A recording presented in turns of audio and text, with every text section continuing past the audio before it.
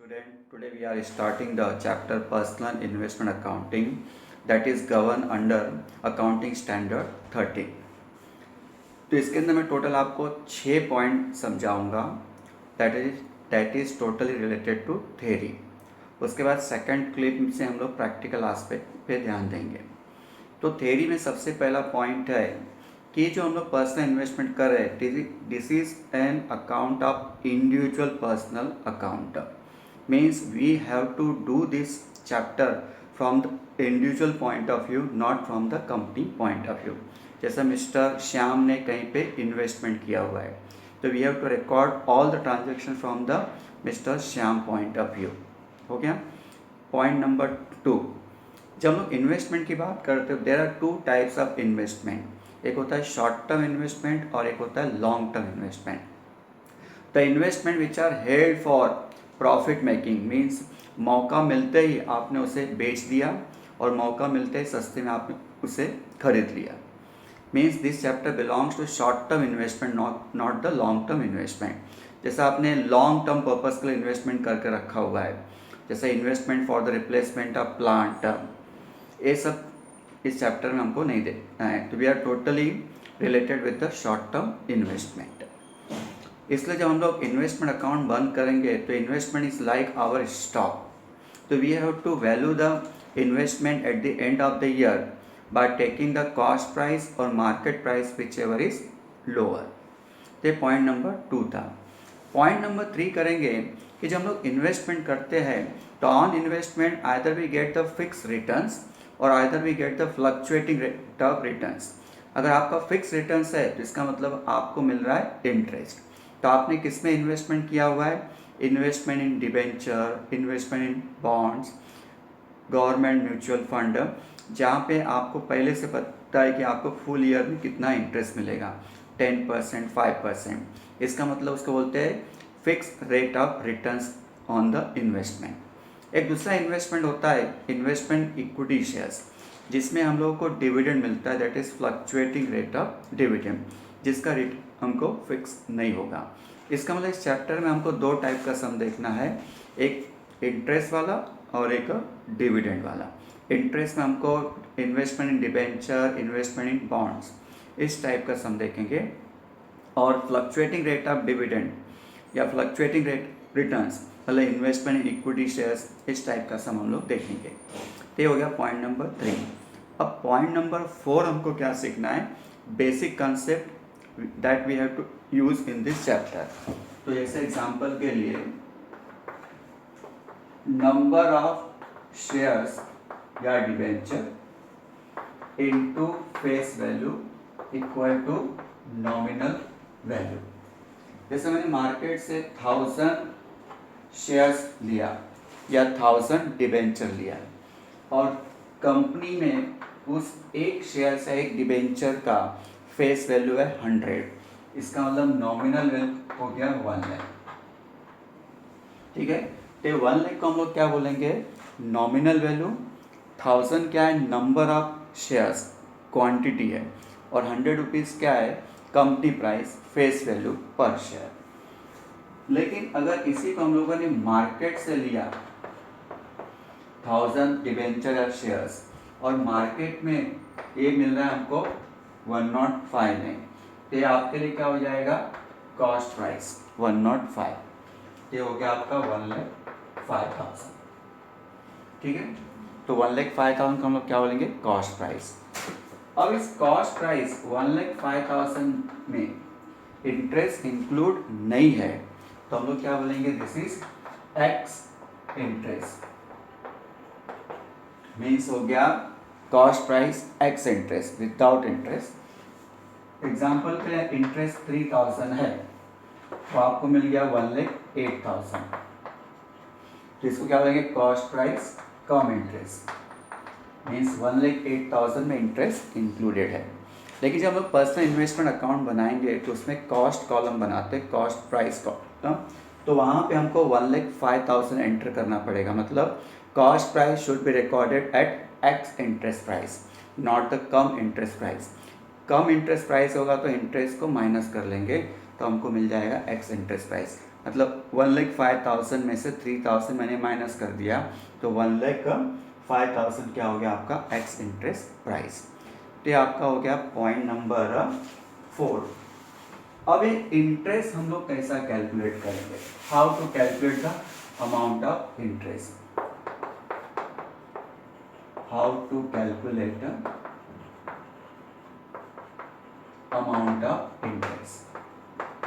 तो interest is always calculated on the nominal value, it is never calculated on the cost price, company का price into rate of interest, और interest कितने period का है, month बराबर divide by 12 बराबर। तो इंटरेस्ट हमेशा नॉमिनल वैल्यू पे निकालेंगे, as per the required period के लिए निकालेंगे। अभी पीरियड कैसा हम लोग देखते हैं कि 3 महीना है कि 4 महीना है कि 5 मंथ्स है, तो उसके लिए हमको सम में इंटरेस्ट का ड्यू डेट दिया रहेगा कि कंपनी हमारे इन्वेस्टमेंट पे इंटरेस्ट कौन कौन से डेट पे दे रही है। मोस्टली कंपनी हाफ ईयरली या ईयरली इंटरेस्ट देती है। एग्जाम्पल के लिए कंपनी ने डिसाइड किया कि हम हाफ ईयरली इंटरेस्ट देंगे और उसका ड्यू डेट आएगा 30 जून और 31 दिसंबर। एग्जाम्पल के लिए इंटरेस्ट ड्यू डेट है 30 जून और 31 दिसंबर, ठीक है। अब मैं यहाँ पर मंथ लिख लेता हूँ। एग्जाम्पल के लिए हमने सम चालू किया अप्रैल, तो हमारा एंड होगा मार्च में।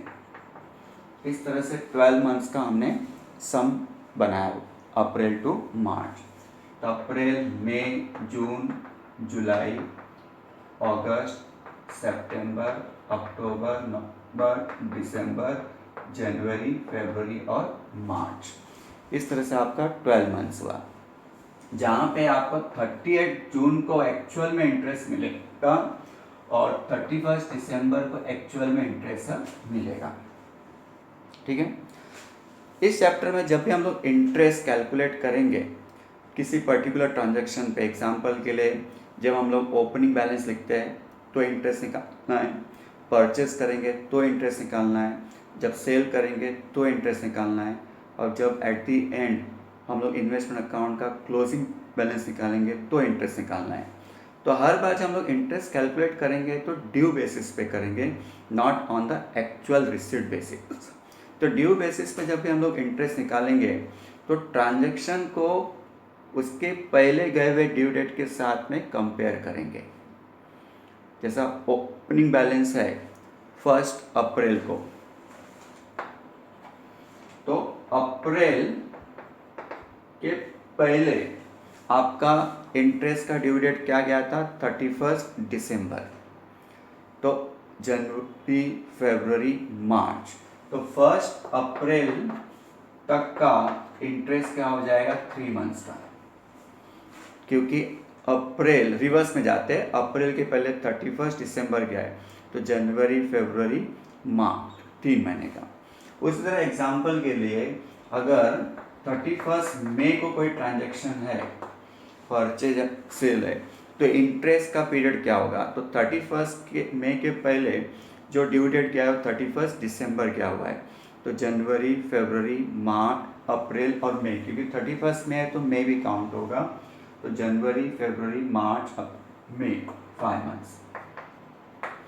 उसी तरह से समझो आपने 30 सितंबर को कोई ट्रांजैक्शन किया हुआ, 30 सितंबर को, तो 30 सितंबर के पहले ड्यू डेट गया है 30 जून, तो जुलाई से इंटरेस्ट कैलकुलेट होगा, तो जुलाई, अगस्त, सितंबर, मतलब 3 महीना, जुलाई, अगस्त, सितंबर 3 मंथ्स,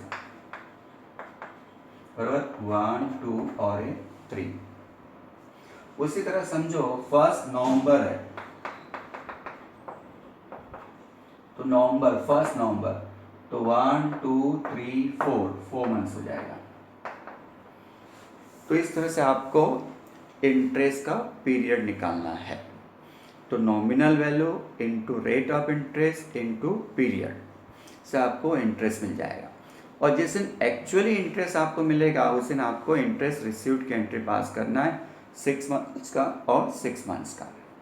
तो यह था आपका पॉइंट नंबर 5।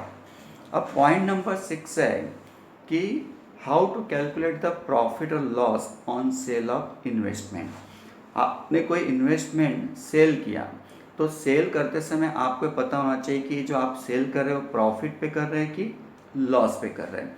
तो प्रॉफिट और लॉस निकालने के लिए हमारे पास मेथड है weighted average method as per accounting standard 13। हमको फीफो या लिफो मेथड नहीं है। वो किस तरह से निकालते हैं उसका मैं एग्जांपल आप लोगों को बताता हूँ।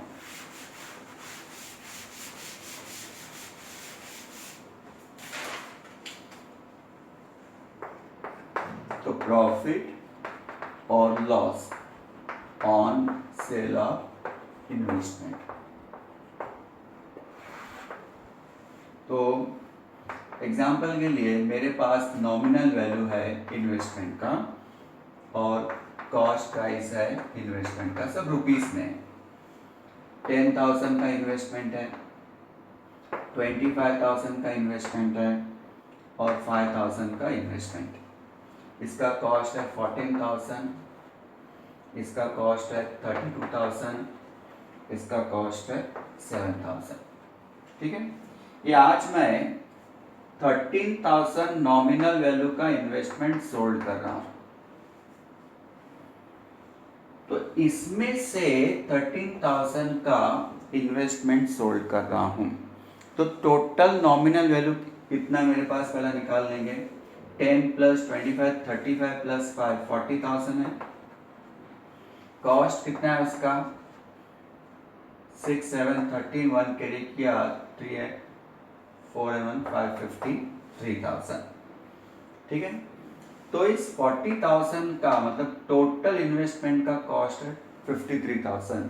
इसमें से 13,000 का कॉस्ट कितना है, तो क्रॉस मल्टीप्लाई किया तो 13,000 इंटू 53,000 डिवाइड बाय 40,000।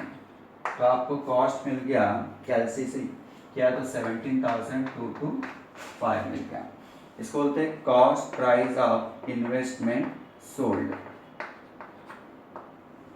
एग्जाम्पल के लिए हमने सोल्ड किया जिसका सेलिंग प्राइस है फॉर एग्जाम्पल के लिए 21,000। ठीक है, तो 17,225 को 21,000 में सोल्ड किया तो आपको प्रॉफिट हो गया 3,775 का। तो इसको बोलते हैं प्रॉफिट ऑन सेल। अगर आपका सेलिंग प्राइस ज़्यादा है तो देयर इज़ ए प्रॉफिट और आपका सेलिंग प्राइस कम है तो देयर इज़ ए लॉस। इस प्रॉफिट और लॉस को इन्वेस्टमेंट अकाउंट में इंडिकेट करेंगे। तो ये आपका हो गया पॉइंट नंबर 6। इस तरह से मैंने 6 थ्योरी के लिए पॉइंट आपके साथ डिस्कस किया। एक बार वापस से हम लोग रिवाइज कर लेते हैं फटाफट। सबसे पहला है कि this investment belongs to the individual, तो we have to record all the transaction from the individual point of view, not from the company point of view. दूसरा कि there are 2 types of investment, short term investment और long term investment. तो this chapter belongs to the short term investment कि हम investment purchase करेंगे सस्ते में और इन्वेस्टमेंट को सेल कर देंगे एट अ हायर प्राइस। तो इन्वेस्टमेंट जो है उसके अंदर हम लोग डील कर रहे हैं, इसलिए इन्वेस्टमेंट हमारे लिए हो गया लाइक स्टॉक का। तो जब हम लोग investment account at the and बताएंगे तो उस समय हम लोग को कॉस्ट प्राइस और मार्केट प्राइस जिसमें से जो लोअर वन रहेगा उसके हिसाब से हमको क्लोजिंग बैलेंस को दिखाना पड़ेगा। ये पॉइंट नंबर 2 देखा था। पॉइंट नंबर 3 मैंने बताया था कि 2 टाइप का इन्वेस्टमेंट होता है। फर्स्ट इन्वेस्टमेंट जिसके ऊपर हमको फिक्स रिटर्न्स मिलता है इंटरेस्ट, और एक इन्वेस्टमेंट होता है जैसे इक्विटी शेयर जिसके ऊपर हमको फ्लक्चुएटिंग रिटर्न्स मिलता है जैसे डिविडेंड। तो 2 टाइप का सम हुआ, इंटरेस्ट वाला और डिविडेंड वाला। ये पॉइंट नंबर 3 हुआ। पॉइंट नंबर 4 हमने देखा कि किस तरह से बेसिक कंसेप्ट क्लियर हमने किया कि नंबर ऑफ डिबेंचर शेयर्स है, फेस वैल्यू उसका नॉमिनल वैल्यू। वही अगर आपने कॉस्ट प्राइस से मल्टीप्लाई किया तो आपको टोटल कॉस्ट प्राइस मिला। कॉस्ट प्राइस में इंटरेस्ट इंक्लूड नहीं है तो बोलते कॉस्ट प्राइस एक्स इंटरेस्ट है, और इंटरेस्ट इंक्लूड है तो कॉस्ट प्राइस कम इंटरेस्ट है। अब हमको जब कॉस्ट प्राइस में एंट्री पास करना रहेगा तो इंटरेस्ट नहीं होना चाहिए उसके अंदर, अगर से इंक्लूड है तो उसको माइनस कर लेंगे, तो हमको कॉस्ट प्राइस एक्स इंटरेस्ट मिल जाएगा। ये था पॉइंट नंबर 4। पॉइंट नंबर 5 देखा, ये how to calculate the amount of interest. तो interest is always calculated on the nominal value into period. तो पीरियड कैसा निकालते हैं, पीरियड निकालते समय अपने को ये देखना है कि इंटरेस्ट का ड्यू डेट क्या दिया है। तो जिस ट्रांजैक्शन का हमको इंटरेस्ट निकालना है तो उसके पहले इंटरेस्ट का ड्यू डेट क्या था, तो वहाँ से लेके ट्रांजैक्शन डेट तक का पीरियड निकालते हैं, मंथ निकालते हैं, उसके हिसाब से इंटरेस्ट कैलकुलेट करते हैं। ये था पॉइंट नंबर आपका 5। और पॉइंट नंबर 6 हमने देखा कि how to calculate the profit and loss on sale of investment. तो हम लोगों ने प्रॉफिट और लॉस को किससे निकाला, वेटेड एवरेज मेथड से क्रॉस मल्टीप्लाई किया तो कॉस्ट ऑफ इन्वेस्टमेंट सोल्ड आया, उसमें से सेलिंग प्राइस माइनस किया तो हमको प्रॉफिट मिल गया, लॉस भी आ सकता है। तो इस तरह से बेसिक जो हम लोगों ने कंसेप्ट था उसको हमने क्लियर कर दिया। तो आप भी इस चीज़ को ध्यान से देखिए। अब नेक्स्ट क्लिप में मैं आपको बताऊंगा कि इंटरेस्ट वाला सम किस तरह से सॉल्व करते हैं। Thank you for watching this clip. Have a nice day from the Rakesh sir.